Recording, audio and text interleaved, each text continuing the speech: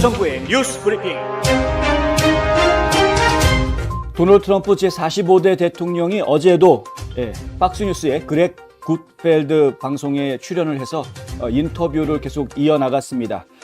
어제도 다양한 주제들이 펼쳐졌는데요. 헌터 바이든의 그림 판매 이야기로부터 시작을 해서 지금 법무부가 너무 나약해졌다. 그리고 검찰들이 완전히 정치 검찰화되었다. 이런 이야기가 이제 나왔습니다. 또 높은 트럼프 지지율이 어떠한지 이런 숫자들이 제시가 됐고요. 트럼프와 페이스북 등의 트위터와 페이스북 등의 소셜미디어에 대한 이야기들도 나왔고, 아프가니스탄의 대통령이었던 이 가니 대통령이 2억 달러를 들고 도망을 쳤다가 헬리콥터 타려고 하는데 돈을 다 담을 수가 없어서 8조로의 돈을 버리고 갔다는 이런 이야기들. 그리고 이제 가짜 뉴스들이 판치고 있다는 이야기. 그리고 시애틀의 안티파가 아주 폭력 사건들을 폭증시켰다, 이런 이야기도 나왔고요. 워크 운동, 이 워크라는 사람들이 도대체가 이 미국을 전체적으로 다 좀 해롭게 만들고 있고, 다 실패하고 좌절하고 있음에도 불구하고 계속해서 활동이 점점 세지고 있다, 이런 이야기들도 나왔습니다. 그리고 비판적 인종 이론의 문제, 이런 것들도 지적이 됐습니다.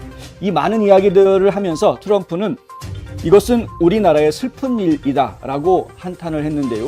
굿펠드 쇼는 원래 그저께하고 어저께 이틀 동안만 트럼프 대통령의 인터뷰를 방송할 예정이었는데 인기가 워낙 높아서, 시청률이 좀 워낙 높게 나와서 오늘 밤에도 한 번 더 추가로 트럼프 대통령의 인터뷰를 방송하기로 했습니다. 자세한 내용은 브리핑에서 전해드리도록 하겠습니다.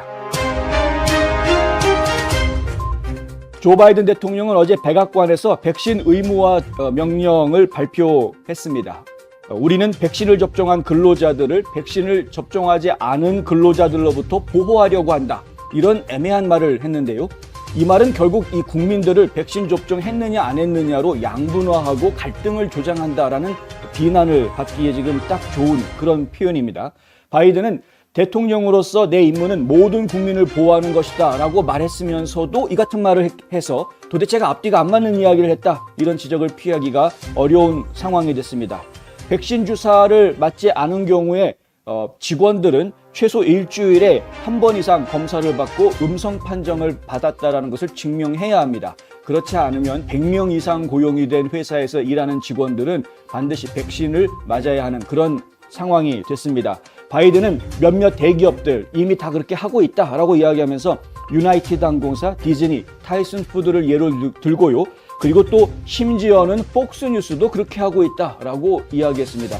왜 이렇게 이야기하는 것인지 알만한 사람은 알겠지만 영 못마땅할 수밖에 없는 사람은 또 못마땅할 수밖에 없겠습니다.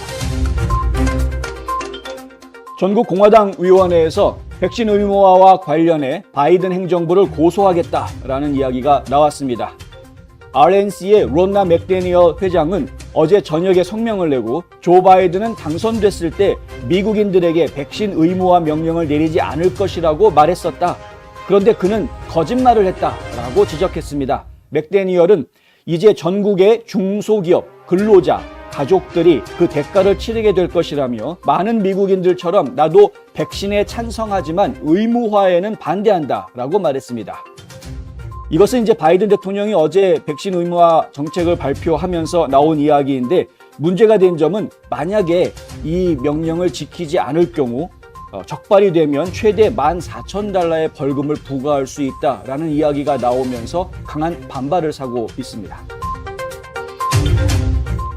바이든이 어제 연설 중에 만약에 이 주지사들이 팬데믹을 막는 데 돕지 않는다면 나는 대통령으로서의 권한을 행사해 그들을 치워버리겠다라고 말한 것이 여러 명의 공화당 주지사들의 심기를 건드린 것 같습니다.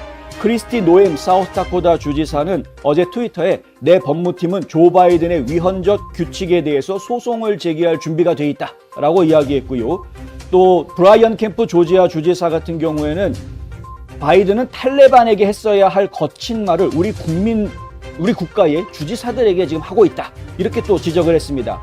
KID 엘라바마 주지사 같은 경우엔 그거 가져와 봐라, 워싱턴은 엘라바마가 무엇을 해야 할지 말하지 못할 것이다, 이렇게 또 강하게 대꾸했습니다. 브라이언 캠프 조지아 주지사 같은 경우에는 오늘도 트윗을 날렸는데요. 방금 동료 공화당 주지사들과 통화를 마쳤다라면서 우리는 연방 대통령의 터무니없는 도발과 개인의 자유에 대한 공격에 맞서 싸우겠다라고 밝혔습니다. 론 드산티스 플로리다 주지사는 조 바이든 대통령이 민간 기업들에게 백신 의무화를 도입하겠다라고 밝힌 것에 대해서 근본적으로 잘못된 것이다 라고 강조하면서 이에 맞서겠다고 다짐했습니다. 드산티스 주지사는 자연적인 면역성에 대해 바이든 행정부가 제대로 인식하지 못하고 있다고 지적했는데요.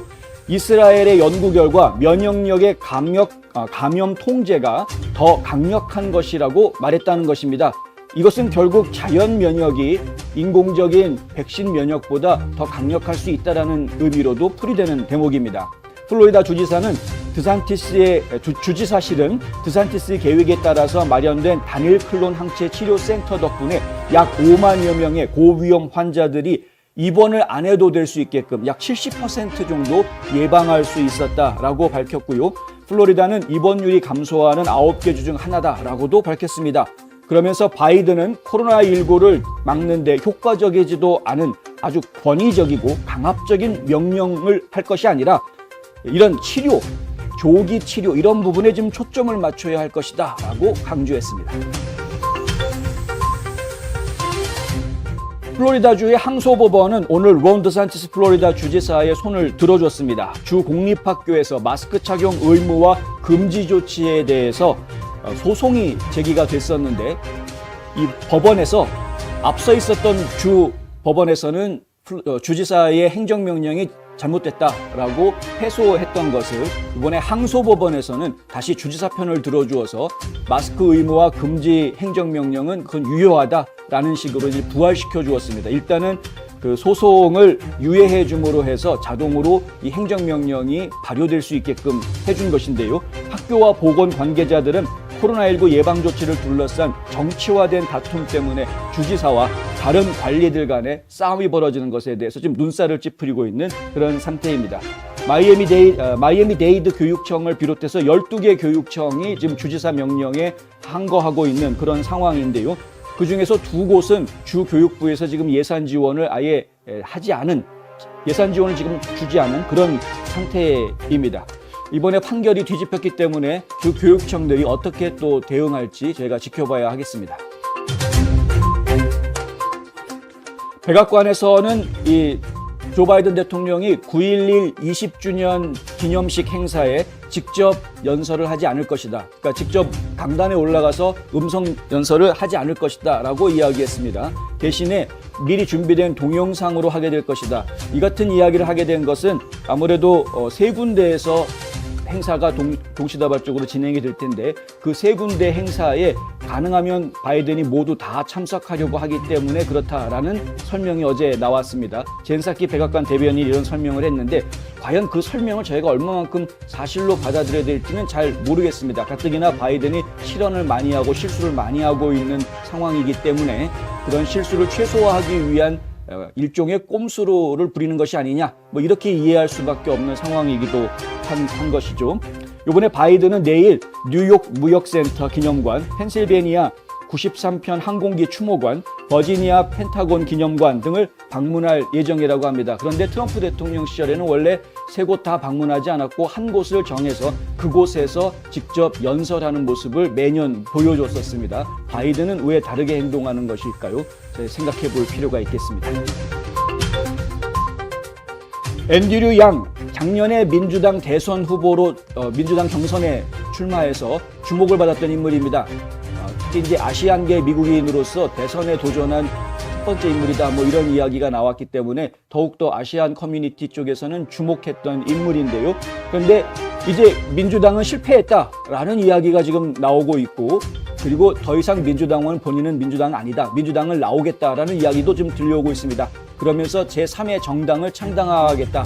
이런 이야기까지 나왔습니다. 다음 달 5일, 그러니까 10월 5일 본인이 새로 쓴 책을 출간할 예정인데 그 출판 기념식에서 정식으로 이 제3정당의 창당 출범을 알릴 것이다 라는 이야기도 지금 나와 있는 상태입니다. 아직 본인은 직접 이렇다 저렇다 이야기를 삼가하고 있는 상황이지만 다만 트위터에다가 excited라고 아주 흥분된다라고 한 마디에 딱 글을 올려놓은 것으로 보아서 부정하고 있지는 않은 것으로 보입니다. 바이든 인플레이션 문제가 생각보다 심각하다라는 이야기가 지금 나오고 있습니다.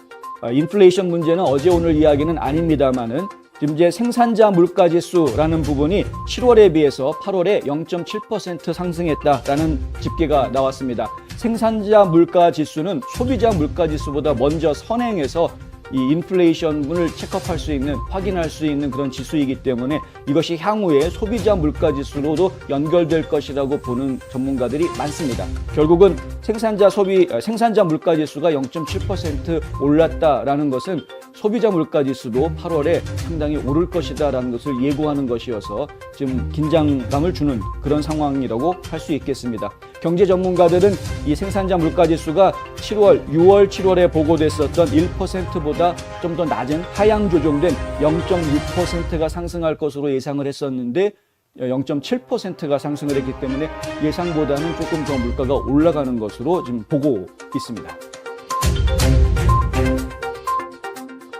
그렉 에봇 텍사스 주지사가 어제 소셜미디어 회사들이 정치적 발언이나 관점에 따라서 사용자들을 검열하는 것을 막는 법안에 서명했습니다. 이른바 이제 소셜미디어 소송법에다가 서명을 한 것인데요. 공화당이 주도해서 의회를 통과한 이 법은 원래 올해 초에 발의가 됐었지만 민주당 의원들이 아시다시피 선거법 개정안에 반대하면서 다 워싱턴 DC로 도망을 가는 바람에 이 회기가 다시 지연되는 이런 상황을 겪었었습니다. 그 때문에 이 소셜미디어 소송법도 통과가 좀 지연됐던 것인데 이제 다 통과가 돼서 어제 서명을 하게 된 것이고요. 이 소셜미디어 법안 HB 20번 법안은 기업들이 그들의 정치에 근거하여 사용자들을 정지시키는 것을 막고 텍사스 거주자들이 부당하게 타겟팅되고 제거됐다고 여겨지는 계정을 복구하기 위해서 소송을 제기할 수 있다. 이런 내용을 담고 있습니다. 따라서 트위터라든가 페이스북이라든가 이런 대형 소셜 네트워크에서 자신의 계정을 정치적인 이유 때문에 금지시켰다 혹은 정지시켰다라고 하면 소송을 제기할 수 있는 주가 됐다 이렇게 되는 것인데요.